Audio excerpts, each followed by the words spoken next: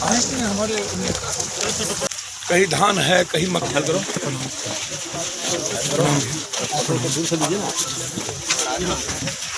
ये तो हाथरस के जैसा ही घटना हो गया यहाँ तो, जिस तरीके से बिल्कुल हाथरस वाली घटना है ये तो एकदम। साक्ष्य को छुपाने के लिए जल्द से जल्द पोस्टमार्टम। इतनी बड़ी घटना घटित हुई, पुलिस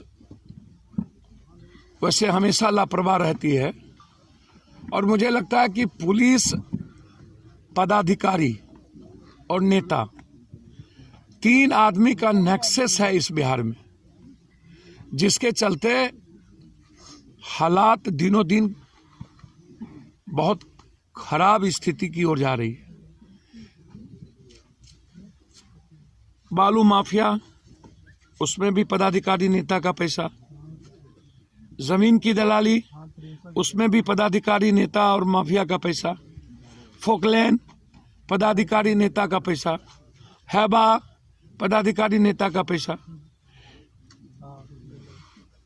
पुलिस मेंस एसोसिएशन के अध्यक्ष जमीन की दलाली करेंगे, दरोगा मेंस एसोसिएशन के अध्यक्ष जमीन की दलाली करेंगे। सुशासन बाबू या विपक्ष, 1.5 किलोमीटर पर राजेश गुप्ता और अमित गुप्ता का किडनैपिंग हो गया। 1.5 किलोमीटर पर विपक्ष भी है, सत्ता पक्ष भी है। दोनों आदमी को फुर्सत नहीं मिली उस 3 मासूम बेटियों के पिता के बारे में। दुनिया को पता है कि एक दबंग मुखिया के भाई ने किडनैप करवाया, लेकिन उसको टॉर्चर नहीं किया गया। आज सुबह सिटी में एक मर्डर हो गया। रामप्रवेश राय एक्स एमएलए के बेटा का छपरा में 2 बजे मर्डर हो गया। अंशु, एक 16 साल का लड़का को कल मूड़ी काट के, पैर काट के, गुप्तांग काट करके फेंक दिया गया। और एक ऐसी घटना घटित हुई इस पंचायत में, इस इलाके में, मुझे लगता है कि इस देश और प्रदेश के लिए 3-4 चीज अब कोई मतलब नहीं रह गया। एक, बलात्कार, नो इशू, ये सामाजिक बुराइयों का जड़ है और इसको समझ के खत्म हो जाता है। दूसरा, भ्रष्टाचार, no issue, against corruption India, Arvind Kejriwal, और दुनिया का सबसे बेईमान मुख्यमंत्री हो गया, कोई इशू नहीं। तीसरा, अपराध, कोई इशू नहीं। तो जब समाज को सबसे तकलीफ देने वाला मुद्दा ही कोई इशू समाज के लिए नहीं बचा, तो न्याय कहां मिलेगा, जरा आप बताइए। अपराध भी इशू नहीं, माफिया भी इशू नहीं, भ्रष्टाचार भी इशू नहीं, बलात्कार भी इशू नहीं, लोगों की जिंदगी छीन लो वो भी इशू नहीं। और एक बच्ची, और बच्ची भी उस परिस्थिति में मिला जो किसी माँ बाप के लिए, भाई के लिए और किसी समाज के लिए उससे कलंक कुछ नहीं हो सकता।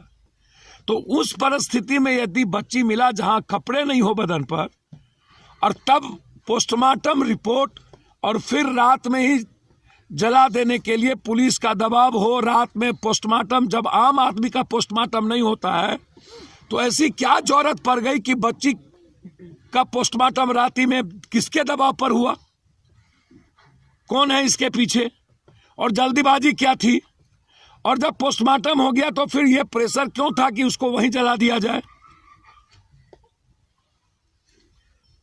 तो प्रशासन ने पूरे तरीके से इस केस को रफा दफा करने में या अपने गलती को छिपाने में कोई भी कसर बाकी नहीं रखा। पॉस्को एक्ट लगनी चाहिए और उस एक्ट के तहत यह केस होना चाहिए। इस परिवार को सरकार मुआवजा भी दे, जांच हाई लेवल पर हो, और हम समाज से कहेंगे ऐसे लोग, जो लोग ऐसे इन्वॉल्व हैं, उसको चिन्हित कर बहिष्कार हो। हमारी लगातार बातचीत एसपी से, डीजी से हो रही है। हमने मुख्यमंत्री से इन 2-3 घटनाओं के बारे में मुलाकात करने का समय मांगा है। 2 दिन के अंदर यदि समय मिलता है तो हम इसकी जांच बड़े लेवल पर कराने की मांग करेंगे। तत्काल हम अपनी पार्टी की ओर से इस परिवार को, इस माँ बाप की मदद के लिए 25,000 रुपया इसके अकाउंट में हम पार्टी की तरफ से मदद करेंगे। लेकिन इस लड़ाई को हमारी पार्टी, हमारे नेता, यहाँ सभी लोग आए हुए हैं, सारे लीडर, और गहरी चिंता है, हमारे सारे लीडर गुरबा से चुनाव लड़े थे, सभी लोग यहाँ मौजूद हैं। पीछे में गया के सभी साथी आए हैं और कल भी धरना थी। लगातार हम लोग इस मुद्दे के लेकर लड़ने में कोई पीछे नहीं रखेंगे। इस लड़ाई को हम अपनी बेटी की तरह लड़ने का प्रयास करेंगे। हम चाहेंगे कि समाज में कोई ऐसा उतावलापन बात ना हो जो गलत बच जाए और सही आदमी फंस जाए। सही आदमी बच जाए, गलत आदमी फंस जाए।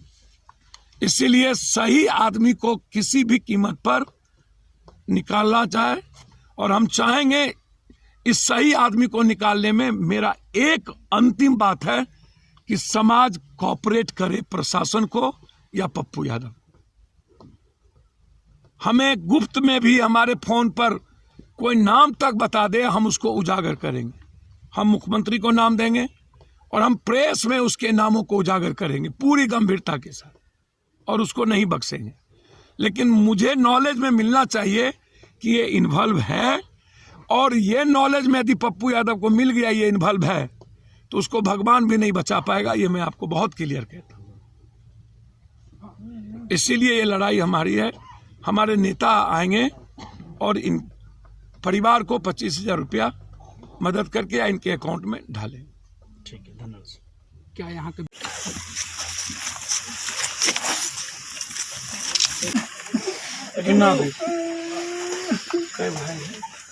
थोपती है, हर चीजों को जातीय नजरिए से देखती है, बस वही उसी हर पर चीजों डिसीजन को करता उन्माद है। करती है। हाँ, हर चीजों को, एक घटना नहीं घटी था सर,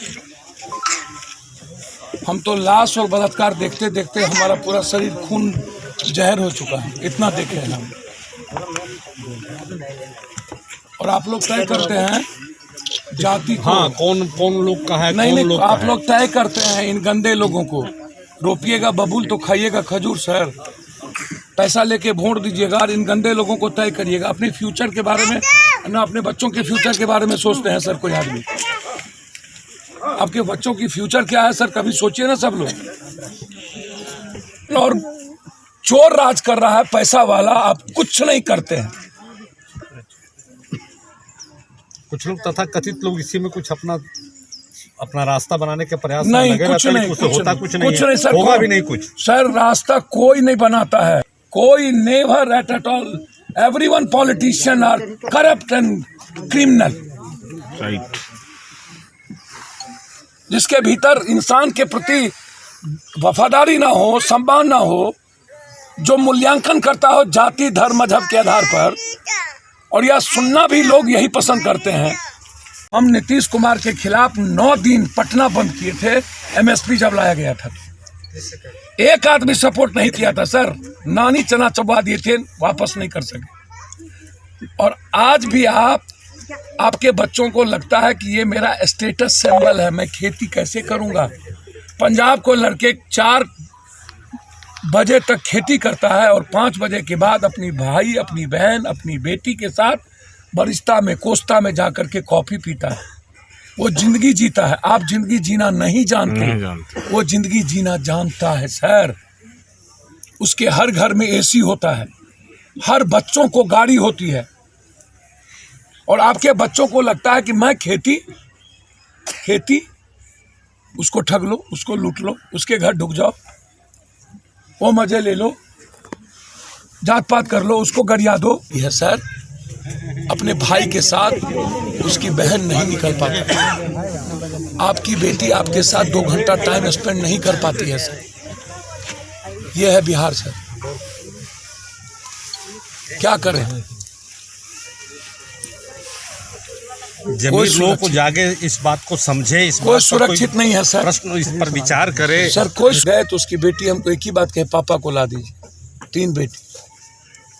अभी अंशु के यहाँ गए थे, खाने के लिए माँ के पैसे नहीं था, उसके बेटे को कल मार दिया। कल दरभंगा गए थे, 40 करोड़ की डकैती दिन के 2 बजे कर लिया। ताज जिंदगी उसकी कमाई समाप्त हो गई। उसकी एक बेटी आत्महत्या करने के लिए फांसी लटका रही थी, कब जी के क्या करेंगे। उसके 4 बेटे हैं, तीनों भाई के। बेंगलोर से आ गया, बोला कि अब हम पढ़ने नहीं जाएंगे।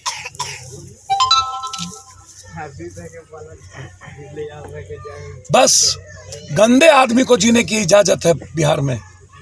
कॉमन मैन और मिडिल क्लास और आम आदमी को जीने की इजाजत नहीं है सर।